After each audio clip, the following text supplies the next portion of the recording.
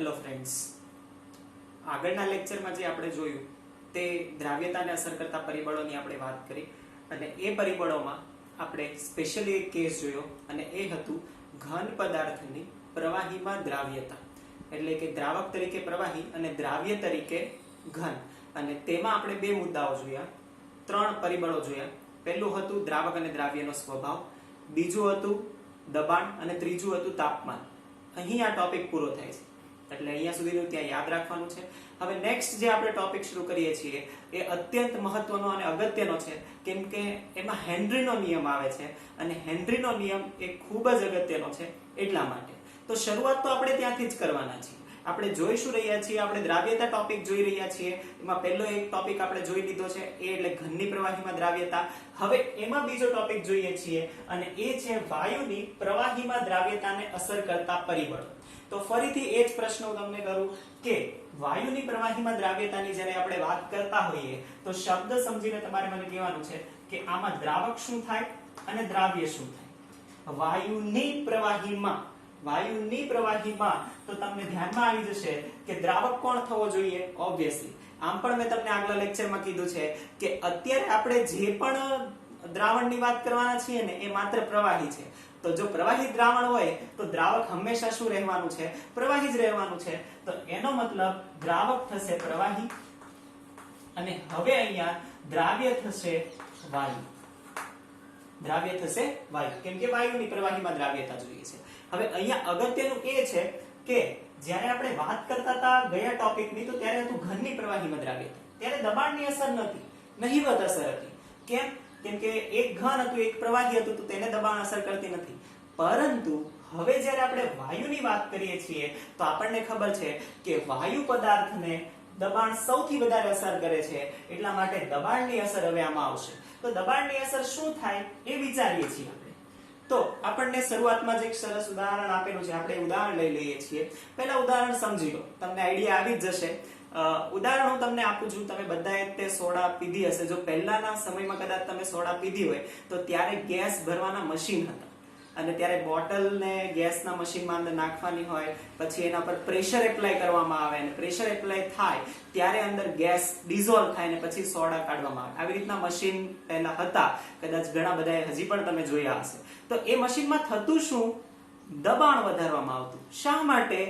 જે પણ વાયુ છે એને જે પાણી છે અથવા તો સોડા છે એની અંદર દ્રાવ્ય કરવા માટે.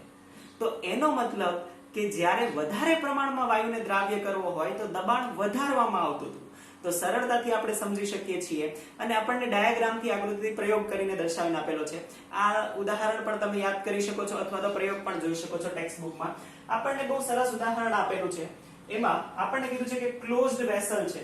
ક્લોઝડ વેસલ છે અને ત્યારે પહેલા આપણે કોઈ દબાણ P આપીએ છીએ, ત્યારે કોઈ અંદર પ્રવાહી ભરેલું છે અને તેની ઉપર કોઈ વાયુ છે, ત્યારે એની દ્રાવ્યતા કઈક હશે. સેમ હવે જ્યારે એના ઉપર આપણે દબાણ લગાડી દઈએ, P ડેશ છે, P ડેશ ઇઝ ગ્રેટર ધેન P છે, દબાણ વધારે છે, તો થશે શું? હવે જે આ પ્રવાહી પર છે એ પ્રવાહી પર આ જે વાયુ રહેલો હતો એ વાયુ પર દબાણ આવવાના કારણે અથડામણ વધશે અને જેટલો વધારે આ વાયુ આની સાથે અથડાશે સપાટી સાથે એટલો જ અંદર એ ડિઝોલ્વ થતો જશે, એટલો જ અંદર ઓગળતો જશે અને આના કારણે દબાણ વધવાથી એની દ્રાવ્યતા શું થાય છે? વધે છે. તો સરળ શબ્દોમાં તો આપણે લખી શકીએ કે દબાણની અસર શું થાય? તો કે દબાણ વધે, P increases, તો દ્રાવ્યતા શું થાય? દ્રાવ્યતા વધે. વાયુની પ્રવાહીમાં દ્રાવ્યતામાં સામાન્ય રીતે આવું કહી શકીએ કે P વધે તો એમાં દ્રાવ્યતા પણ વધવી જોઈએ. પરંતુ હવે આપણને અહીંયાથી શરૂ થાય છે અને અહીંયા આપણને આપેલું છે કે આ સંબંધને જથ્થાત્મક રીતે સૌપ્રથમ હેનરીએ દર્શાવ્યું. જથ્થાત્મક રીતે એટલે શું? ભાઈ આપણે કહી તો દીધું કે દબાણ વધારવાથી દ્રાવ્યતા વધે છે, પરંતુ કેટલું દબાણ વધારવામાં આવે તો કયા પ્રકારનો વાયુ એ કયા પ્રકારની કેટલી દ્રાવ્યતા વધારશે? દ્રાવ્યતા કોને ગણવાની? દ્રાવ્યતા એટલે આપણને ખબર પડી ગઈ કે જેટલું પ્રમાણ ઓગળે છે એને. તો દ્રાવ્યતા આપણે હમણાં હેનરીના નિયમમાં ગણવાના છીએ અને એ પણ આપણે ગણીશું કે કેટલું ઓગળે છે, કેટલું દબાણ વધારે તો ઓગળે. તો પહેલા તો આપણે હેનરીના નિયમનું સ્ટેટમેન્ટ લખી દઈશું અને પછી આપણે એને સમજવા માટે જે ડાલ્ટનનો નિયમ છે એને પણ જોવાનું છે.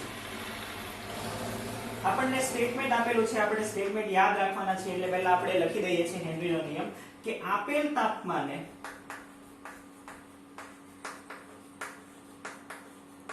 આપેલ તાપમાને વાયુની પ્રવાહીમાં દ્રાવ્યતા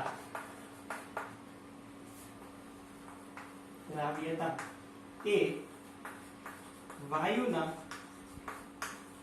આંશિક દબાણને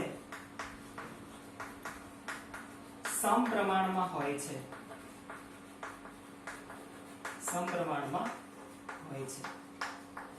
આ સ્ટેટમેન્ટ છે જે આપણે યાદ રાખવાના છીએ અને જેને આપણે શું કહીએ છીએ, હેનરીનો નિયમ કહીએ છીએ કે કોઈ પણ પ્રવાહીમાં વાયુની જે દ્રાવ્યતા છે એ દ્રાવ્યતા એ વાયુના આંશિક દબાણના સમપ્રમાણમાં હોય છે. એટલે કે સપાટી પર જે વાયુ એકત્ર થયેલો છે એનું જે આંશિક દબાણ છે એના સમપ્રમાણમાં હોય છે. પરંતુ આ નિયમને સમજવા માટે પહેલા તો દ્રાવ્યતા તમને ખબર હોવી જોઈએ. દ્રાવ્યતા કોને ગણો છો? તો કે દ્રાવ્ય એટલે કે જે પ્રવાહી છે એની અંદર કેટલો પદાર્થ ઓગળેલો છે. તો એમ ગણી શકીએ કે આટલું પ્રવાહી છે અને એમાં આટલો પદાર્થ ઓગળેલો છે, તો એ દ્રાવ્યતા થયું. અને બીજું કે એનું આંશિક દબાણ. હવે આ જે સ્ટેટમેન્ટ છે એને સમજવા માટે અથવા તો એની ગાણિતિક સમજૂતી આપવા માટે આપણે ડાલ્ટનને યાદ કરવાનું છે. આપણે એવું કીધું છે કે હેનરીનો સમકાલીન ડાલ્ટન હતો, જે ડાલ્ટન વૈજ્ઞાનિક હતા. એમણે તે સમયમાં આ સ્ટેટમેન્ટને વ્યવસ્થિત રીતે સમજી શકાય એવી રીતનું રિપ્રેઝન્ટ કર્યું હતું. આ કયું છે જે ફરીથી હું તમને યાદ કરાવું. તમે ડાલ્ટનનો નિયમ ભણી ગયા છો, તમે વાયુઓનો જે ચેપ્ટર ભણ્યા હતા સ્ટેટ્સ ઓફ ધી મેટર, અને સ્ટેટ્સ ઓફ ધી મેટરમાં જે ગેસિયસ સ્ટેટ તમે ભણ્યા હતા એ ગેસિયસ સ્ટેટમાં ડાલ્ટનનો નિયમ હતો. જો તમને ના યાદ હોય તો ફરીથી તમે એ ગેસિયસ સ્ટેટની નોટ્સ શોધીને વાંચી શકો છો અથવા તો જાણી શકો છો. પણ એ કહી દઈએ કે ગેસિયસ સ્ટેટમાં ડાલ્ટનનો નિયમ શું હતો. તો ડાલ્ટનનો નિયમ આવું કંઈક હતો. હવે ડાલ્ટનના નિયમ પરથી આપણે એક સૂત્ર તારવેલું હતું. જો હું સૂત્ર ડાયરેક્ટ લખીશ તો કદાચ આઈડિયા નહીં આવે. તો પહેલા હું તમને કહી દઉં કે ડાલ્ટનનો નિયમ શું હતો. તો ડાલ્ટને એવું કીધું હતું કે ધારો કે કોઈ એક બંધ બોક્સમાં, બંધ કોઈ પાત્રમાં જો 3 વાયુ હોય, 3 વાયુઓ આપણે કહી દઈએ છીએ A, B અને C. 3 વાયુઓ A, B અને C ને આપણે પેક કરી દીધા છે અને A માં રહેલું જે ટોટલ દબાણ છે એ ટોટલ દબાણ છે P ટોટલ પાત્રનું. એ જે P ટોટલ છે એ કેટલું હોય તો એ P ટોટલ આટલું હોય કે PA PB PC. અને ડાલ્ટને એવું કીધું કે પ્રત્યેક વાયુ એ સ્વતંત્ર રીતે વર્તે, એટલે કે પોતે એકલો જ એ પાત્રમાં રહેલો છે એવી રીતે ડાલ્ટને કીધું કે એ વાયુ વર્તે. અને આ જે આંશિક દબાણ છે એ શોધવા માટે સૂત્ર આપણે તારવેલું હતું. એ સૂત્ર આપણે તારવતા નથી, ડાયરેક્ટ જ આપણે યાદ કરીએ છીએ કે સૂત્ર આવી રીતનું હતું કે આ PA એ A નું આંશિક દબાણ છે. PA એ વાયુ A નું આંશિક દબાણ છે એ આ રીતે હોય P total into XA. P total into XA. જે XA શું છે? XA એ વાયુ A ના મોલ અંશ છે. તો એમ કહી શકાય કે ડાલ્ટને એવું કીધું કે જે PA છે is directly proportional to XA. કેમ કે P total તો A, B અને C ત્રણેય માટે સમાન રહેશે. તો એનો મતલબ કે જે A છે એનું આંશિક દબાણ એ XA એટલે કે એના મોલ અંશને સમપ્રમાણમાં છે. સેમ આ જ વાત આપણે દ્રાવણ માટે પણ લાગુ પાડી શકીએ છીએ. કેમ કે જ્યારે આપણે દ્રાવણમાં કોઈ પણ દ્રાવ્ય પદાર્થને દ્રાવ્ય કરીએ છીએ તો ત્યારે એ દ્રાવ્ય પદાર્થ પણ આદર્શ વાયુ જેવું વર્તણૂક દર્શાવતું હોય તો આપણે એવું કહી શકીએ કે તેનું આંશિક દબાણ એ પણ કોના પર આધારિત રહેલું હોય? તેના મોલ અંશ પર આધારિત રહેલું હોય.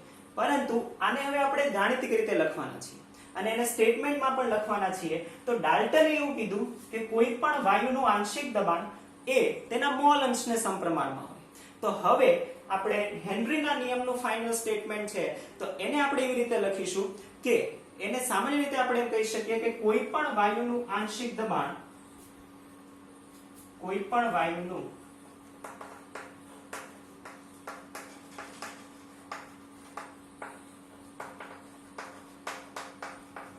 દબાણ એ તેના મોલ અંશના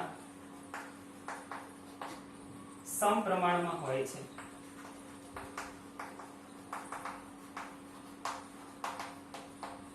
કોઈ પણ વાયુનું આંશિક દબાણ એ તેના મોલ અંશના સમપ્રમાણમાં હોય છે. તો આ કહી શકીએ છીએ કે ફાઇનલી જે આપણને મળ્યું છે એ આના પરથી કહી શકીએ. હવે આપણે દ્રાવણના સંદર્ભમાં લખવાનું છે. તો દ્રાવણના સંદર્ભમાં કઈ રીતે લખીશું એ ફાઇનલ સ્ટેટમેન્ટ લખવાના છીએ અને એ આ રીતનું હશે કે કોઈ પણ વાયુ જેનું આપણે બાષ્પ દબાણ આંશિક બાષ્પ દબાણની વાત કરીએ છીએ તો એને આ રીતે લખીશું. જો તમે આ લખી લીધું હોય તો આ હું ઇરેઝ કરીને સ્ટેટમેન્ટ લખી દઉં. તો હેનરીનો નિયમ અને જે ડાલ્ટને તારવણી કરી હતી એ બંને લખી લો, પછી આપણે એ ઇરેઝ કરીને જે ફાઇનલ સ્ટેટમેન્ટ છે એ લખી દઈએ. ઓકે,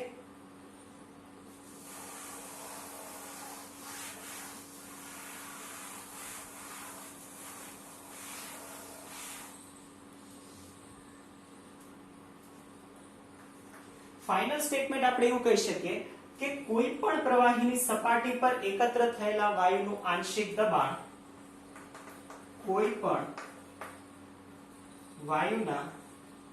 પ્રવાહીના સપાટી પર એકત્ર વાયુનું આંશિક દબાણ એ દ્રાવ્ય થયેલા વાયુના મોલ અંશના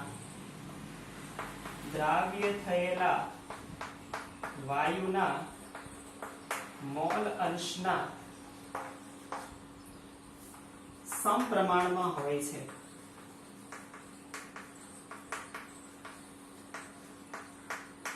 તો આ ફાઇનલ સ્ટેટમેન્ટ થશે જે આપણે તારવવાનું હતું. અહીંયા બે શબ્દો આપણે ખાલી જોવાના છે. પહેલું છે એ એટલે આંશિક દબાણ, કોઈ પણ વાયુનું આંશિક દબાણ, અને બીજું છે એ દ્રાવ્ય થયેલા વાયુના મોલ અંશ. આ જે દ્રાવ્ય થયેલા વાયુના મોલ અંશ છે એને જ આપણે દ્રાવ્યતા લઈ શકીએ છીએ. કેમ કે એ દ્રાવ્ય થયેલું છે એને આપણે ગણતા હોઈએ તો એ દ્રાવ્યતા થયા. તો આ થઈ દ્રાવ્યતા. તો આ યાદ રાખવાનું છે કે દ્રાવ્ય થયેલા વાયુના મોલ અંશ એને આપણે દ્રાવ્યતા લઈ શકીએ છીએ. બીજું છે આંશિક દબાણ. હવે આંશિક દબાણ, તો આને પ્રપોર્શનાલિટી સિમ્બોલથી વ્યવસ્થિત જો અહીંયા લખીએ તો આવી રીતે લખી શકાય મેથેમેટિકલ ટર્મમાં કે કોઈ પણ વાયુ છે તો એનું આંશિક દબાણ P, રાઈટ, એના સમપ્રમાણમાં તો સમપ્રમાણતા, રાઈટ, અને એના વાયુના મોલ અંશ, દ્રાવ્ય થયેલા વાયુના મોલ અંશ એટલે કે x, આવી રીતે લખી શકીએ. હા, લખી શકીએ. તો આ થયું P ચલે છે x. જો સમપ્રમાણતા કાઢીએ અને ત્યાં પ્રોપોર્શનાલિટીની જગ્યાએ ઇક્વલ ટુ લાવીએ તો આ થશે P is equal to KH into x. આ KH શું છે? KH એ હેનરી અચળાંક છે. KH એ હેનરી અચળાંક છે કે જે અલગ અલગ વાયુ માટે અલગ થાય. Henries constant, right. તો હવે જો અહીંયા આપણે જે સાબિત કર્યું ને થઈ ગયું કે દબાણ વધારે તો દ્રાવ્યતા વધે. આપણે શું કીધું કે વાયુના મોલ અંશ એટલે શું? દ્રાવ્યતા. તો મોલ અંશ RU દ્રાવ્યતા, RU એનું આંશિક દબાણ વધારીએ તો આ સમપ્રમાણતા છે, તો મોલ અંશ એટલે કે દ્રાવ્યતા પણ વધશે. તો આપણું સાચું છે, આ રીતે આપણે તારવી શકીએ છીએ. તો આ વાત કરી P is equal to KH into x. પણ અહીંયા હેનરીનો નિયમ પૂરો નથી થતો. હજી હેનરીના નિયમમાં જે આગળ છે એ છે KH. KH એટલે કે હેનરીનો અચળાંક. જ્યારે પણ આપણે વાત કરતા હોઈએ તો હેનરીના અચળાંકને પણ કન્ટિન્યુ આપણે આમાં લઈશું. તો હેનરીના અચળાંકની આપણે વાત કરીએ પછી હેનરીનો નિયમ આપણો પૂરો થશે. તો આપણે હેનરીના અચળાંકની વાત કરી દઈએ, આ ઇરેઝ કરીએ છીએ.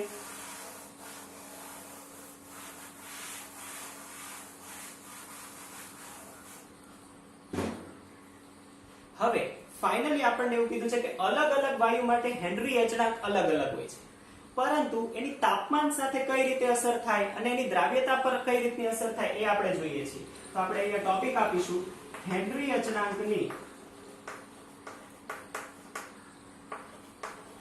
તાપમાનની અસર.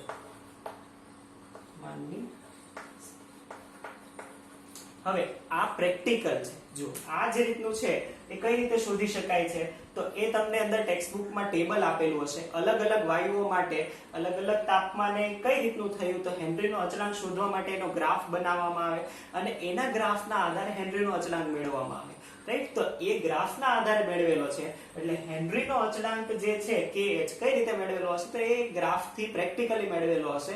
અને પ્રેક્ટિકલથી એ તારણ આપણે કાઢવેલું હશે કે થશે શું કે જેમ જેમ આપણે તાપમાન વધારતા જઈએ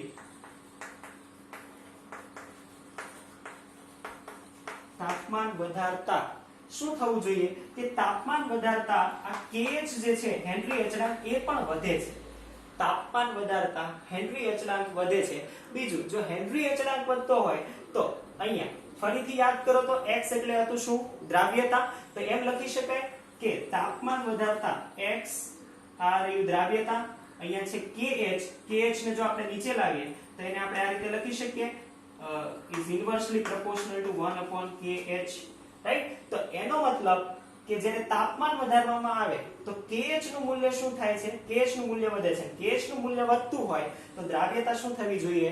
ઘટે. તો આપણે એમ લખી શકીએ કે તાપમાન વધારતા kh વધે અને આથી દ્રાવ્યતા ઘટે. તો આ ફાઇનલ થયું. અહીંયા સુધીનું છે કે જેને આપણે હેનરીના નિયમમાં ઇન્ક્લુડ કરીશું. તો શરૂઆત આપણે ક્યાંથી કરી? શરૂઆતમાં આપણે લીધું દબાણની અસર.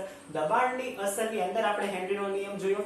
હેનરીના નિયમનું પહેલું સ્ટેટમેન્ટ આપણે જોયું અને પહેલા સ્ટેટમેન્ટ લખ્યા પછી આપણે ડાલ્ટનના નિયમ વિશે જોયું. ડાલ્ટને શું તારવણી આપી હતી એ જોયું. એને આપણે દ્રાવણ માટે કઈ રીતે લાગુ પાડી શકીએ એ જોયું અને અંતિમ આપણે સ્ટેટમેન્ટ લખ્યું. સ્ટેટમેન્ટ લખ્યા પછી kh વિશે વાત કરી કે kh તાપમાન પર કઈ રીતે આધારિત છે અને અહીંયા સુધી આપણે લખીશું તો આ હેનરીનો નિયમ પૂરો થશે. હેનરીના નિયમની ઘણી બધી ઉપયોગિતા છે અને એની મર્યાદાઓ પણ છે, રાઈટ? અને આ આપણે નેક્સ્ટ લેક્ચરમાં જોઈશું. Thank you.